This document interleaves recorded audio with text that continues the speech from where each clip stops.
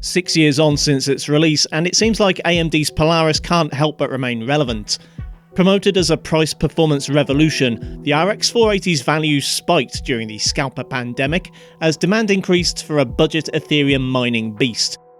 Even to this day, the 8GB version costs disproportionately more than the 4GB. In 2022, however, the base model RX 480 has returned to a price point that, while not an all-time low, is still pretty attractive. With newer budget Radeons lacking crucial features and offering disappointing levels of performance for the money, is it time to dust off the old 480 once more? I've tested the 4GB RX 480 on this channel before. More than once, in fact. I picked up my last card midway through the Scalper Pandemic for a not completely objectionable price, and despite costing more than double what I'd previously paid for the card, it still represented some of the best value I'd seen in 2021. Now, almost a year since selling that card, I've managed to pick up a Sapphire Nitro model for almost £30 less. I wish I could afford to keep these cards, as I love the old Nitro cooler design more than anything, except perhaps the current RTX 3000 FE coolers, but building a collection is just not feasible for me right now, so it's always nice to pick one of these up for a good price, even if I do inevitably end up selling it. To find out if the RX 480 still represents good value in 2022, I'll be benchmarking it on my new test rig, the moderately priced gaming PC. Featuring an overclocked 6-core Ryzen 5 5600G and 16GB of moderately fast RAM.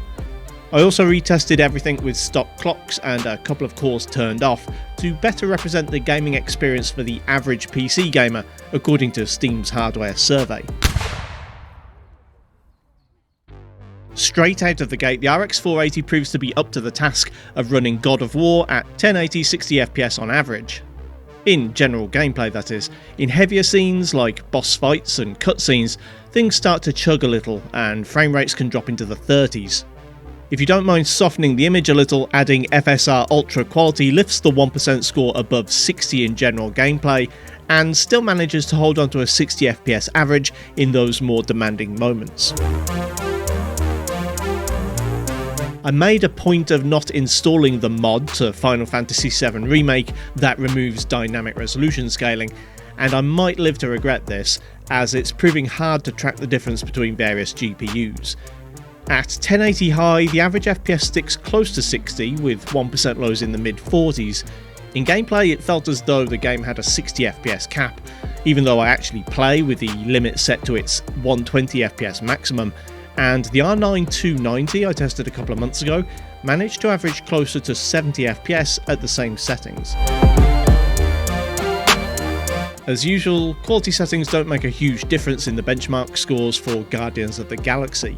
At both 1080 medium and high presets, the test run completed with an average of 58fps and 43fps minimums on the 6-core setup, and 40fps minimums on the quad-core.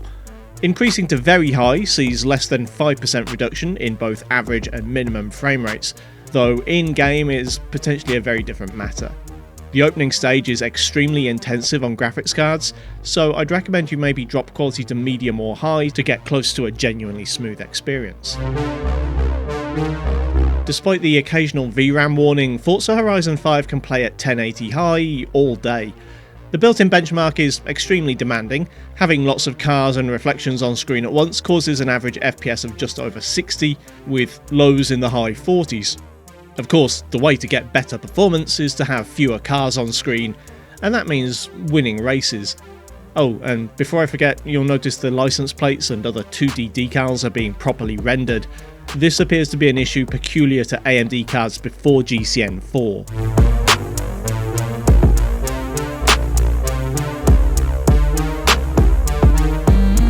Halo Infinite remains one of the most demanding games in relation to the actual quality of graphics. It looks fine, don't get me wrong, but there's no way an RX 480 should only see a 35fps average at 1080 low. This is single player gameplay, so depending on your own tolerance for low frame rates, this may or may not be playable. Big team battles fared a little bit better, at close to 48fps on average, and while I didn't test any smaller maps, from previous testing I think you'd have a much smoother experience there. Still, this seems like arbitrarily poor performance.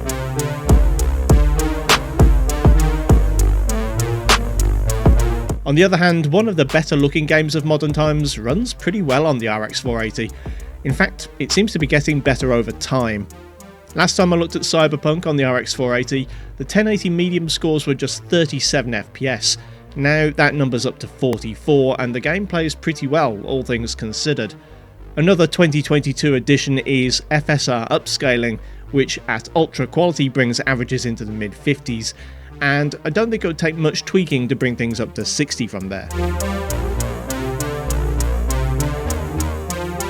If anyone's keeping track, the benchmark score for Rainbow Six Extraction is almost a dead heat with the old R9 290. The 480 scores 81 FPS on average using the 6-core configuration, compared to the 290's 79 FPS. And both cards run dramatically better than the closest Nvidia equivalent I've tested this year, the GTX 970.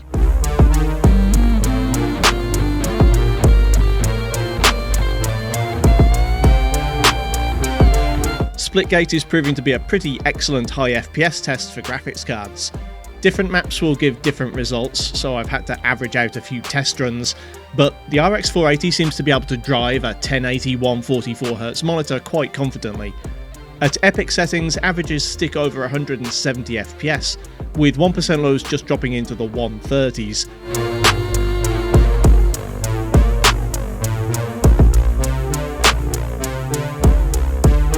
The RX 480 has enough performance for most Fortnite players to run comfortably at 1080. Pro settings scores over 170 FPS on average, and 1% lows almost hit 100.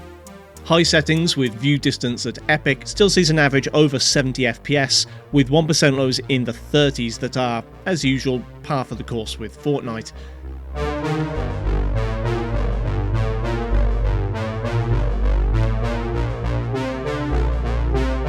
The RX 480 gives very solid performance in Call of Duty Vanguard. Although maps can be even more varied in performance than Splitgate, I found that average FPS reaches over 80 and 1% lows are just a shade below 60. Adding Ultra FSR pushes averages over 100 FPS and lows above 60, which is pretty impressive.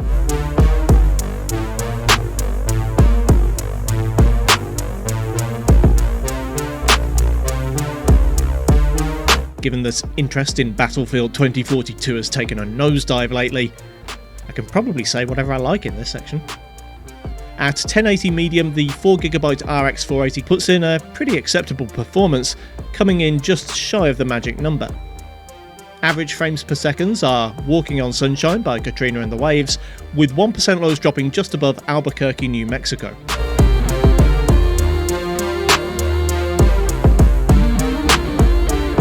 I'm testing Warzone a little differently this year, with my primary goal to make it playable without looking ugly as shit.